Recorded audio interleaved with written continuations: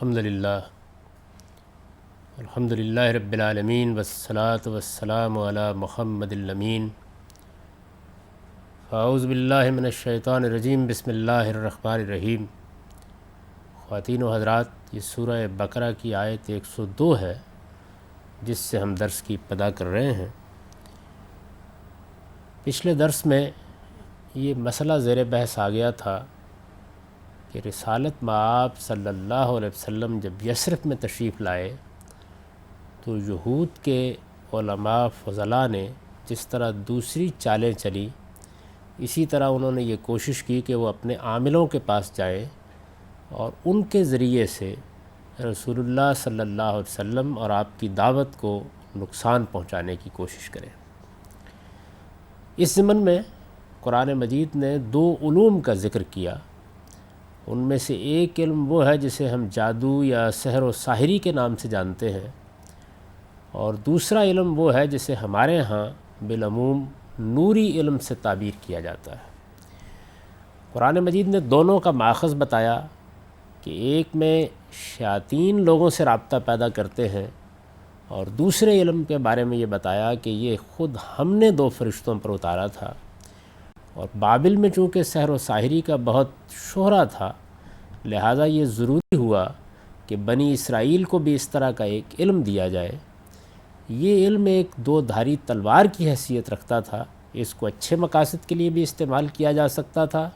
اور برے مقاصد کے لیے بھی استعمال کیا جا سکتا تھا۔ بنی اسرائیل کی یہ بدقسمتی تھی کہ انہوں نے اسے برے مقاصد کے لیے استعمال کیا، اور اس میں قرآن مجید نے خاص طور پر یہ مثال دی ہے کہ ان بدبختوں نے اس کے ذریعے سے میاں اور بیوی میں جدائی ڈالنے کے تعویذ ان سے لیے۔ جو باتیں اس بیان سے واضح ہوتی ہیں ان کا ایک خلاصہ سامنے رکھ لینا چاہیے۔ اس سے یہ معلوم ہوتا ہے کہ جس طرح دنیا میں مادی علوم اس وقت غیر معمولی ترقی کر چکے ہیں، ایک زمانے میں نفسی علوم کو بھی یہی حیثیت حاصل رہی ہے۔ یہ بات بھی معلوم ہوتی ہے کہ مادی کائنات پر غور و فکر کرنے کے نتیجے میں جو قوانین دریافت ہوئے ہیں اور جن کو استعمال کر کے اس وقت سائنس نے کمپیوٹر کا اور ٹیلی ویژن کا اور مواصلات کا اور ابلاغ کا ایک انقلاب برپا کر دیا ہے، بالکل اسی طرح کی نوعیت کسی زمانے میں نفسی علوم کو حاصل رہی ہے، اور ان میں بھی جو لوگ مہارت پیدا کر لیتے تھے وہ ان سے اسی طرح کے کرش میں دکھانے کی اہلیت اپنے اندر پیدا کر لیتے تھے۔ یہ بات بھی اس سے واضح ہوتی ہے کہ انسان کو اپنے دور کے علوم سے چونکہ غیر معمولی اشتغال ہوتا ہے اور وہ ان کو قریب سے دیکھ رہا ہوتا ہے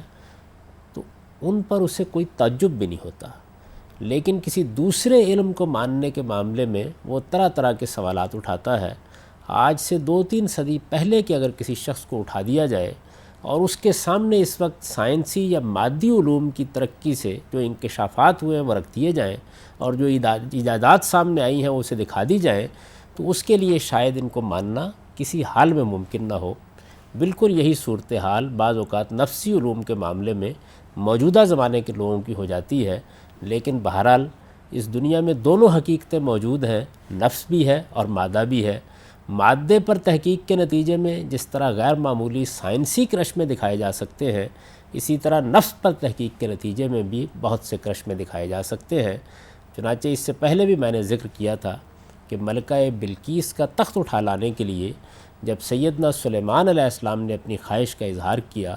تو جنوں میں سے ایک عفریت نے یہ کہا کہ میں آپ کے دربار کے برخاست ہونے تک اسے اٹھا لاؤں گا، لیکن ایک ایسا شخص ان کے دربار میں موجود تھا جس کے بارے میں قرآن مجید یہ کہتا ہے کہ الذی عنده علم من الکتاب، اس کے پاس قانون خداوندی کا ایک علم تھا۔ وہ اٹھا اور اس نے چشم زدن میں وہ تخت ان کے سامنے حاضر کر دیا۔ تو اس سے اندازہ کیا جا سکتا ہے کہ جس طرح اب ہم کسی شخص کی تصویر اور اس کی حرکات و سکنات کو لمحوں میں اسی طرح زندہ اٹھا کر لے آتے ہیں اور اس کی تقریر سنوا دیتے ہیں، وہ اگر کوئی کھیل کھیل رہا ہو تو وہ دکھا لیتے ہیں، اگر وہ کوئی اور اس نوعیت کا عمل کر رہا ہو تو اس کو بالکل بیان ہی لوگوں کے سامنے پیش کر دیتے ہیں اور ہزاروں میل کے فاصلے سے پیش کر دیتے ہیں۔ اس طرح کی ایک صورت ایک چیز کو اٹھا لانے کی بھی اس زمانے میں ایک علم کے ذریعے سے ممکن ہو گئی۔ اس سے یہ بات بھی معلوم ہوتی ہے کہ ہمارے ہاں جو بعض لوگ اس علم کی دکانیں لگا کر بیٹھ جاتے ہیں ان کا معاملہ بھی کچھ اس نوعیت کا ہوتا ہے کہ چونکہ اس کے پیچھے ان کے سفلی محرکات ہیں، اس وجہ سے وہ ان سے غلط کام لیتے ہیں، جس طرح بنی اسرائیل نے اس سے غلط کام لیا۔ اور علم بہر علم ہے، اسے آپ نفع بخش مقاصد کے لیے بھی استعمال کر سکتے ہیں اور مضرت رساں مقاصد کے لیے بھی استعمال کر سکتے ہیں۔ قرآن مجید نے اسی بنیاد پر ان پر یہ تبصرہ کیا تھا کہ وَيَتَعَلَّمُونَ مَا يَضُرُّهُمْ وَلَا يَنفَعُهُمْ،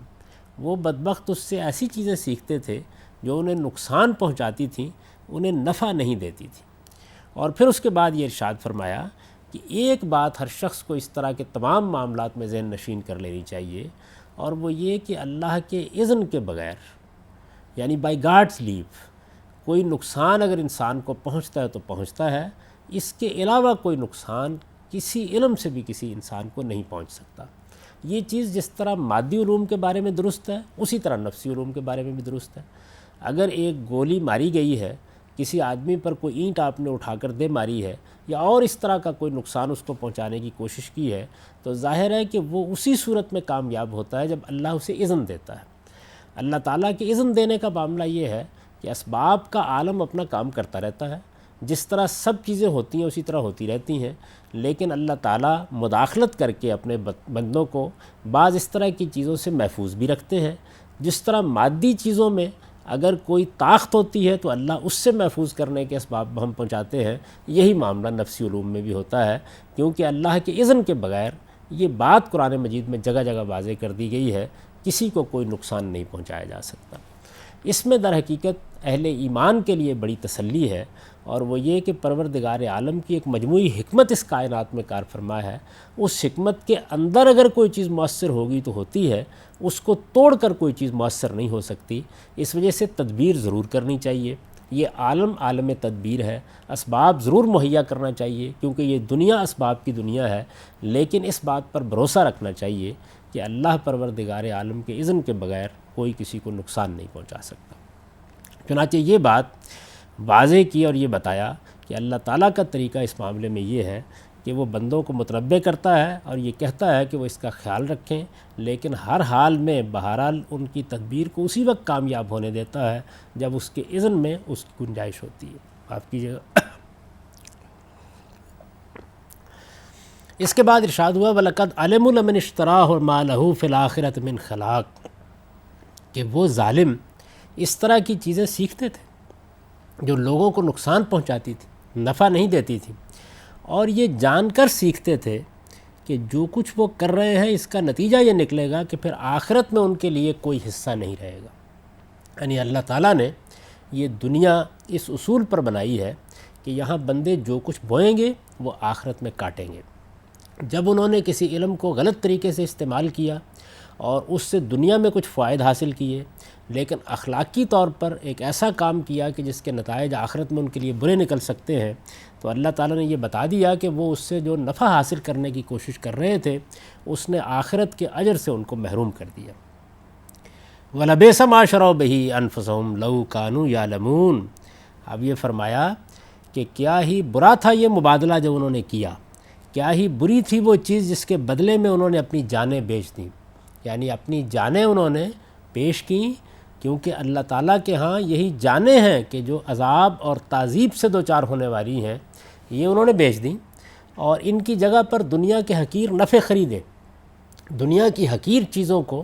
وہ اپنے پاس سمیٹ کر لے آئے۔ انہوں نے اس بات پر غور نہیں کیا کہ وہ کیا بیچ رہے ہیں اور کیا خرید رہے ہیں، یعنی دنیا کا نفع خرید رہے ہیں، کچھ مادی آسائشیں خرید رہے ہیں، کچھ وقتی طور پر ان کے جذبات کو تسکین حاصل ہو رہی ہے، کسی شخص کو نقصان پہنچا کے ہو سکتا ہے کہ وہ خوش ہو رہے ہوں، لیکن انہوں نے اس بات پر غور نہیں کیا کہ اس کے نتیجے میں وہ کھو کیا رہے ہیں،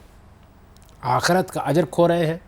اللہ تعالیٰ کے عذاب کے لیے اپنے آپ کو پیش کر رہے ہیں۔ اس کو بیان کیا ہے کہ انہوں نے اپنی جان کو عذاب کے سپرد کر دیا اور دنیا کا حقیر نفع اس سے حاصل کرنے کی کوشش کی۔ وَلَبِئْسَ مَا شَرَوْا بِهِ أَنفُسَهُمْ لَوْ كَانُوا يَعْلَمُونَ۔ پھر ارشاد فرمایا وَلَوْ أَنَّهُمْ آمَنُوا وَاتَّقَوْا لَمَثُوبَةٌ مِّنْ عِندِ اللَّهِ خَيْرٌ، کہ اگر وہ ایمان لاتے، تقوی اختیار کرتے، یعنی اگر وہ اللہ تعالیٰ کے بارے میں یہ خیال کرتے کہ وہ ہمارا مالک اور خالق ہے، سارا بھروسہ اسی پر کرتے، اس پر ایمان رکھتے، اور کسی موقع پر بھی ایسا رویہ اختیار نہ کرتے جو ان کے ایمان کے تقاضوں کے منافی تھا۔ اور دوسری بات فرمائی واتقوا، اللہ کے حدود کے پیرو ہو کر رہتے، یعنی اللہ تعالیٰ نے اس دنیا میں جو اخلاقی حدود قائم کر رکھے ہیں اور جن پر دنیا کی صلاح و فلاح کا انحصار ہے، ان حدود کا پوری طرح لحاظ کر کے زندگی بسر کرتے۔ اگر علم انہوں نے سیکھا تھا تو اس میں بھی یہ کوشش کرتے کہ وہ خدا کے قائم کیے ہوئے حدود کے اندر استعمال کیا جائے، تو اس کا اللہ کے ہاں جو ان کو اجر ملتا وہ اس سے کہیں بہتر ہوتا جو چیز انہوں نے اس علم کے ذریعے سے دنیا میں حاصل کی۔ وَلَوْ أَنَّهُمْ آمَنُوا وَاتَّقَوْا لَمَثُوبَةٌ مِّنْ عِندِ اللَّهِ خَيْرٌ، یعنی اللہ تعالیٰ کے ہاں جو اس کا اجر ان کو ملتا، اللہ کے ہاں جو صلہ وہ اس کا پاتے، وہ اس سے کہیں بہتر ہوتا جو انہوں نے یہاں پایا۔ اس سے یہ بات بھی معلوم ہوئی کہ اصل میں انسان کو جو چیز پابرجا رکھتی ہے، بچائے رکھتی ہے، جو مستحکم طور پر دین کے راستے پہ گامزن رکھتی ہے، وہ ایمان اور تقویٰ ہے۔ آدمی اللہ تعالیٰ پر سچا ایمان رکھتا ہو اور یہ سمجھتا ہو کہ میں اس دنیا میں امتحان کے لیے بھیجا گیا ہوں، مجھے یہاں حدود کی پیروی کرنی ہے اور میں حدود کی پیروی کروں گا تو اس کے نتیجے میں دنیا کی اس زندگی میں اس امتحان میں کامیاب اور کامران ہوں گا، اور اگر میں حدود کی پیروی نہیں کرتا تو میں اپنی دنیا میں بھی راہ کھوٹی کروں گا اور قیامت کے دن بھی اللہ تعالیٰ کے عذاب کے لیے اپنے آپ کو پیش کروں گا۔ اسی کو اپنی جانیں سپرد کر دینے سے تعبیر کیا ہے، یعنی انہوں نے خریدا کیا اور بیچا کیا، اپنی جانیں بیچ دیں، وہ عذاب کے سپرد ہوئیں، اور جو کچھ حاصل کیا وہ دنیا کا حقیر نفع تھا۔ فرمایا کہ لو کانوا یعلمون if they but knew it, اے کاش یہ جانتے، ان کو اس کا علم ہوتا، یہ اس چیز پر غور کرتے، انہیں معلوم ہوتا کہ یہ کیا بیچ رہے ہیں، کیا خرید رہے ہیں، اور اگر یہ جو کچھ بیچ رہے ہیں اور جو کچھ خرید رہے ہیں اس کی قدر و قیمت سے واقف ہوتے تو یہ طریقہ کبھی اختیار نہ کرتے، اور اگر انہیں معلوم ہوتا کہ ایمان اور تقوی کا نتیجہ ان کے لیے اللہ کے ہاں کیا نکلنے والا ہے تو کبھی یہ غلط روی اپنے لیے پسند نہ کرتے۔ اس کے بعد پھر بعض ان شرارتوں کا حوالہ دیا ہے جو یہ یہود رسالت مآب صلی اللہ علیہ وسلم کی مجلس میں کر رہے تھے۔ یعنی پہلے یہ بتایا ہے کہ یہ اس پستی میں گر چکے تھے کہ حضور صلی اللہ علیہ وسلم کی دعوت کے معاملے میں اپنی کتاب کی طرف رجوع کرنے اور حق و باطل کے معاملے میں صحیح رویہ اختیار کرنے کے جو ماخذ ہو سکتے تھے ان سے رجوع کر کے صحیح بات جاننے کی بجائے یہ سفلی علوم کے ماہرین کے پاس چلے گئے، عاملوں کے پاس چلے گئے، اور انہوں نے چاہا کہ جس طرح اپنی دنیوی تدبیروں سے یہ نقصان پہنچانے کی کوشش کر رہے ہیں، ان علوم سے بھی کام لے کر یہ رسالت مآب صلی اللہ علیہ وسلم کو نقصان پہنچائیں۔ اب اس کے بعد یہ بتایا ہے کہ انہوں نے حضور صلی اللہ علیہ وسلم کو لوگوں کی نگاہوں میں معاذ اللہ گرانے کے لیے یا دوسروں کے سامنے آپ کی اپنی دانست میں تحقیر کرنے کے لیے کیا رویے اختیار کیے۔ یا ایھا الذین آمنوا لا تقولوا رائنا وقولوا انظرنا واسمعوا وللکافرین عذاب علیم، مسلمانوں کو مخاطب کر کے یہ کہا کہ یہ لوگ رسالت مآب صلی اللہ علیہ وسلم کی مجلس میں آ کے اب اس طرح کی حرکتیں کرتے ہیں کہ جو عام آداب کے کلمات ہیں ان کے اندر سے تضحیک کے اور تحقیر کے مواقع پیدا کر لیتے ہیں۔ اس میں خاص طور پر مثال دی ہے کہ مجلسوں میں جب لوگ بیٹھتے تھے تو ایسا ہوتا ہے کہ کوئی بزرگ بات کر رہے ہیں اور بات پوری طرح سنی نہیں گئی تو آدمی ادب کے ساتھ یہ عرض کرتا ہے کہ ذرا اپنی بات دہرا دیجئے، ذرا دوبارہ ارشاد فرما دیجئے۔ اس طرح کا ایک کلمہ عربی زبان میں یہ تھا کہ رائنا، یعنی ہماری رعایت فرمائیے، ہم بات سن نہیں سکے، آج راہ کرم ذرا دوبارہ کہہ دیجئے۔ تو یہ اس بات کو اس طریقے سے اپنی زبان سے ادا کرتے کہ جس میں تضحیک کا پہلو پیدا ہو جاتا، وہ چیز جسے انگریزی زبان میں کہتے ہیں کہ گویا ایک ڈرائی سے پن کسی صورتحال پیدا کر دیتے۔ اس کے اوپر قرآن مجید نے مسلمانوں کو توجہ دلائی کہ ان کی تو نیت میں فساد ہے، اور یہ رسالت مآب صلی اللہ علیہ وسلم کو زک پہنچانے کے ساتھ ساتھ یہ بھی چاہتے ہیں کہ ان کی عزت، ان کا احترام اور ان کی شان لوگوں کے دلوں میں قائم نہ رہے۔ یہ اس طرح کے تضحیک آمیز الفاظ استعمال کر کے اپنے جذبات کی تسکین کرنا چاہتے ہیں، لیکن یہ پیغمبر کی بارگاہ ہے، تم ان آداب میں تبدیلی پیدا کر لو۔ چنانچہ ارشاد ہوا کہ جب تم رسالت مآب صلی اللہ علیہ وسلم کی مجلس میں جاؤ تو رائنا نہ کہا کرو، یعنی اس کلمے ہی کو ترک کر دو۔ اگر انہوں نے مجلسی آداب کے ایک پاکیزہ کلمے کو بری صورت دے دی ہے تو تم اسے ترک کر دو۔ وقولوا انظرنا، اور اس کی جگہ انظرنا کہا کرو، یعنی اس کو چھوڑ دو اور ایک دوسرا کلمہ اختیار کر لو۔ جس میں اس کا امکان نہیں ہے کہ یہ اس سے کوئی غلط فائدہ اٹھائیں گے یا اس کو کوئی غلط صورت دیں گے۔ واسمعوا، اور اس کے ساتھ یہ نصیحت فرمائی کہ بات غور سے سنا کرو تاکہ اس کا موقع ہی پیدا نہ ہو کہ اس طرح کی بات دہرانے کے لیے کہنا پڑے۔ واسمعوا کا لفظ یہاں محض سننے کے لیے نہیں بلکہ غور سے سننے کے لیے استعمال ہوا ہے، جس کو ہم انگریزی زبان میں کہتے ہیں کہ ٹیک ہیٹ، یعنی اپنے کان لگاؤ، سنو، اچھی طرح غور کرو تاکہ اس بات کو دہرانے کی درخواست نہ کرنی پڑے اور اس سے فائدہ اٹھا کر یہ لوگ رسالت مآب صلی اللہ علیہ وسلم کے معاملے میں اس طرح کی ہرزہ سرائی نہ کریں۔ وَلِلْكَافِرِينَ عَذَابٌ أَلِيمٌ، اور اس کے بعد یہ بتایا کہ اس طرح کے منکری ہیں، یعنی جو ایسی شرارتیں کرتے، اس طرح پیغمبر کی تضحیق کرنے کی کوشش کرتے، جانتے بوجھتے اپنے لیے کفر اختیار کرتے ہیں، جن کے لیے اللہ نے دردناک عذاب تیار کر رکھا ہے۔ تو اس طریقے سے گویا پہلے اس بات کو واضح کیا کہ پیغمبر کے یہاں آنے کے بعد یہود نے ان کو نقصان پہنچانے کے لیے کیا رویے اختیار کیے۔ اب یہ بتایا کہ ان لوگوں نے اگر مجلسی آداب سے فائدہ اٹھا کر رسالت مآب صلی اللہ علیہ وسلم کی شان میں اس نوعیت کی ہرزہ سرائی کا فیصلہ کر لیا ہے تو مسلمانوں کو اس موقع پر کیا کرنا چاہیے۔ اس سے یہ بات معلوم ہوتی ہے کہ پیغمبر کی بارگاہ کا اللہ کے ہاں کیا درجہ ہے۔ رسالت مآب صلی اللہ علیہ وسلم کے بارے میں اور بھی بہت سے آداب قرآن مجید میں بیان ہوئے ہیں۔ ہمیں بتایا گیا ہے کہ ہم اپنی آواز بھی آپ کے سامنے اونچی نہ کریں، آپ بات کر رہے ہوں تو آپ کی بات پوری توجہ کے ساتھ سنیں، آپ کی اطاعت کریں، اور اگر کسی دنیوی معاملے میں بھی آپ کا کوئی فیصلہ ہمارے علم میں آئے تو اس کے سامنے سر تسلیم خم کر دیں۔ یہ جتنے آداب بتائے گئے ہیں وہ ایمان کا تقاضا ہے۔ جب آدمی یہ بات مانتا ہے کہ فلاں ہستی اللہ کی طرف سے پیغمبری کے منصب پر فائز ہے، اللہ نے اس کو اپنا فرستادہ بنایا ہے اور اللہ نے اس ذمہ داری کو اس پر فائز کیا ہے، تو یہ پھر ہو نہیں سکتا کہ وہ اس کے معاملے میں گستاخی کا یا تضحیق کا یا تحقیر کا رویہ اختیار کرے۔ اس بارگاہ میں پھر ہر آدمی کو ادبی کے ساتھ جانا ہوتا ہے۔ بہت درست کہا ہے جس نے بھی کہا ہے کہ ادب کا ہیست زیر آسماز عرش نازک تر،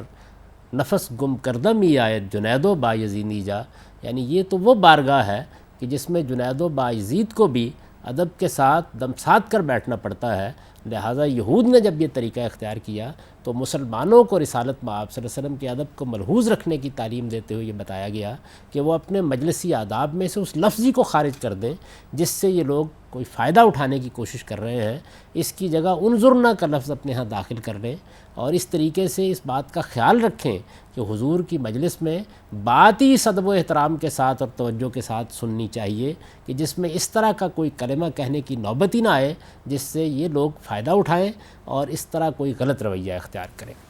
تو یہاں آخر میں یہ بات واضح کر دی کہ وَلِلْكَافِرِينَ عَذَابٌ أَلِيمٌ، یعنی اصل میں اسی طرح کے لوگ ہوتے ہیں کہ جن کو اللہ تعالیٰ پھر دردناک عذاب کے سپرد کر دیتے ہیں، کیونکہ یہ لوگ ہیں کہ جو جب ایک بار فیصلہ کر لیتے ہیں کہ ہم کو کفر اختیار کرنا ہے، نہیں ماننا، فیصلہ کر لیتے ہیں کہ ہمیں ہر حال میں مین میخ نکالنی ہے اور ہمیں بہرحال یہ جاننے کے باوجود کہ یہ اللہ کے سچے پیغمبر ہیں ان کی مخالفت کرنی ہے، تو پھر اس کے بعد یہ دنیا میں بھی اللہ کے عذاب کی زد میں آ جاتے ہیں اور آخرت میں بھی ان کے لیے ایک دردناک عذاب ہے جو اللہ نے تیار کر رکھا ہوا ہے۔ اب خاص طور پر اس جانب توجہ دلا دی ہے کہ مسلمان اس معاملے میں محتاط رہیں اور کوئی ایسا طریقہ اختیار نہ کریں جو ان کے ایمان کے ابطال کا باعث بن سکتا ہو۔ ان آیات کا اب سادہ ترجمہ جس طرح میں نے کیا اس کو سن لیجئے۔ ارشاد فرمایا ہے کہ اس کے باوجود وہ چیزیں سیکھتے تھے جو انہیں کوئی نفع نہیں دیتی تھیں بلکہ نقصان پہنچاتی تھیں، درحال ہے کہ یہ جانتے تھے کہ جو ان چیزوں کا خریدار ہے اس کے لیے پھر آخرت میں کوئی حصہ نہیں ہے۔ کیا ہی بری ہے وہ چیز جس کے بدلے میں انہوں نے اپنی جانیں بیچ دیں، اے کاش یہ جانتے، اور اگر یہ ایمان اور تقوی اختیار کرتے تو اللہ کے ہاں جو صلاح انہیں ملتا وہ ان کے لیے کہیں بہتر تھا، اے کاش یہ سمجھتے۔ ان کے فتنوں سے بچنے کے لیے ایمان والو، تم بارگاہ رسالت میں بیٹھو تو رائنا نہ کہا کرو، انظرنا کہا کرو، اور جو کچھ کہا جائے اسے توجہ سے سنو، اور اس بات کو یاد رکھو کہ ان کافروں کے لیے دردناک عذاب ہے۔ اقول قولی ھذا واستغفر اللہ لی ولکم ولسائر المؤمنین۔